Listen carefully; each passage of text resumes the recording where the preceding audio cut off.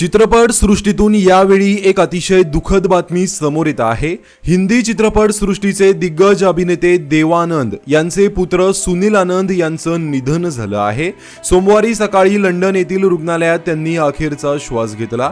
हृदयविकाराच्या झटक्याने सुनील आनंद यांची प्राणज्योत मालवली। विशेष म्हणजे 2011 मध्ये याच रुग्णालयात देव आनंद यांनीही अखेरचा श्वास घेतला होता। सुनील यांच्या निधनाने चित्रपट सृष्टीवर शोककळा पसरली आहे। मिळालेल्या माहितीनुसार सुनील आनंद यांचे आज सकाळी हृदयविकाराच्या झटक्याने निधन झाले आहे। ते कुटुंबात एकटेच होते आणि वडील देव आनंद यांच्या निधनानंतर ते लंडनला स्थायिक झाले होते।